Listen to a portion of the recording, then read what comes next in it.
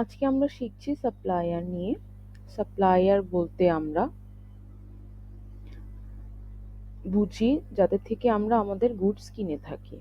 এখানে সাপ্লায়ারে ক্লিক করলে দেখা যাচ্ছে সাপ্লায়ার অনেকগুলো সাব কন্টেন্ট। আজকে আমরা শিখছি কিভাবে নিউ সাপ্লায়ার ক্রিয়েট করতে হয়। সেক্ষেত্রে আমাদের প্রথমে লিস্টে ক্লিক করতে হবে। লিস্টে ক্লিক করলে এখানে আমরা অনেকগুলো সাব কন্টেন্ট দেখতে পাবো। এখানে new discount, new invoice, new payment, new refund, purchase list, print, downloads, new supplier, export to. আর এখানে আমরা যেগুলো দেখতে পাচ্ছি সেগুলো মূলত পূর্বে অ্যাডকৃত সাপ্লায়ারদের লিস্ট। এখন আমরা নতুন সাপ্লায়ার বা নিউ সাপ্লায়ার কিভাবে ক্রিয়েট করতে হয় তা সম্পর্কে জানবো। আমরা নিউ সাপ্লায়ারে ক্লিক করলাম। এখানে আমরা অনেকগুলো খালি ঘর দেখতে পাচ্ছি। এখানে আমরা আমাদেরকে এই খালি ঘরগুলো পূরণ করতে হবে। তো যে সাপ্লায়ারের ইনফরমেশন আমরা এখানে ফিল করব,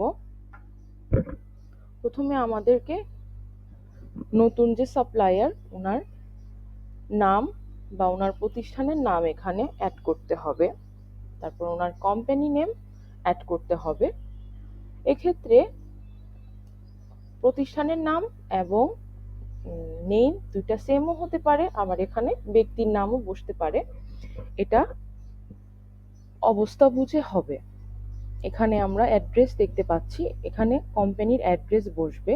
এখানে কোম্পানিটা কোন সিটিতে অবস্থিত তা বসবে। এখানে আমরা এখন অ্যাড করে করে যাব। প্রথমে আমরা একটা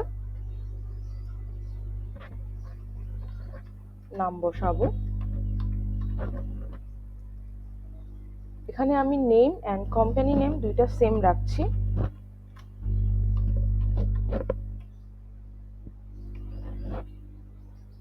এখানে অ্যাড্রেস দিব আমরা, এখানে সিটি দিব আমরা ঢাকা, ইমেইল দিব আমরা,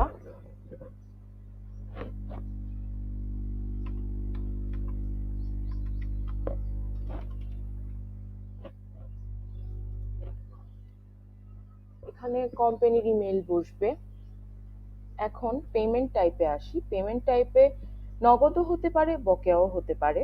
তো আমরা এখানে ক্যাশ টাইপ বসাবো।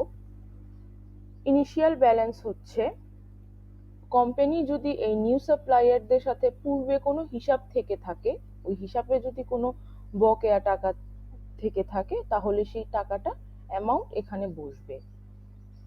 যেহেতু আমরা এটা একটা ডেমো সাপ্লায়ার অ্যাড করছি, সো আমি এখানে ইনিশিয়াল ব্যালেন্সটা 0 দিব।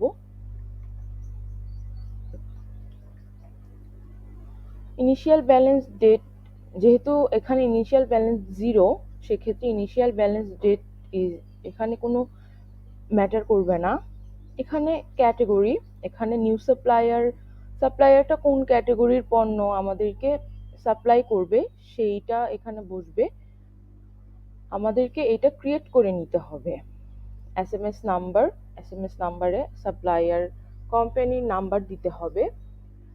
এখানে সাপ্লায়ার কোম্পানির ওনারের নাম্বার দিতে হবে।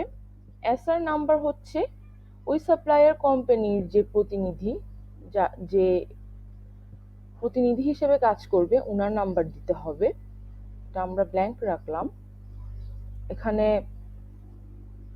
একটা যে কোনো পাসওয়ার্ড দিতে হবে। ডেট অফ বার্থ দিতে হবে।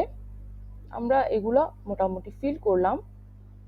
এখন মোস্ট ইম্পর্টেন্ট থিং হচ্ছে এই ফর্মটা ফিল করার সময় এই যে স্টার মার্ক করা যে ইনফরমেশনগুলো, এগুলা মাস্ট এখানে ইনফরমেশনগুলো দিতে হবে। এগুলা খালি রাখলে এটা ফর্মটা সাবমিট করা যাবে না। এখন আমাদের মোটামুটি ইনফরমেশন দেওয়া শেষ। এখন আমরা এটা সাবমিটে ক্লিক করব। সাবমিটে ক্লিক করলে এখানে আমাদের নিউ সাপ্লায়ার যে অ্যাকাউন্ট সেটা ক্রিয়েট হয়ে গিয়েছে। এখন এটা ঠিক মতো ক্রিয়েট হয়েছে কিনা তা আমরা চেক করার জন্য সাপ্লায়ার্সে ক্লিক করে লিস্টে যাব।